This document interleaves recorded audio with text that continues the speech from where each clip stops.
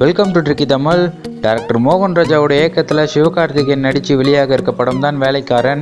இந்த படத்துடைய first look போஸ்டரை ரிலீஸ் பண்ணி சமூக வலைத்தளங்கள்லாம் பயங்கரமாக ட்ரெண்ட் ஆச்சு. அதை தொடர்ந்து பல நாட்கள் கழித்து வேலைக்காரன் படத்தோட செகண்ட் லுக் போஸ்டரை ரிலீஸ் பண்ண போகிறதா சமீபத்தில் தான் அனௌன்ஸ் பண்ணியிருந்தாங்க.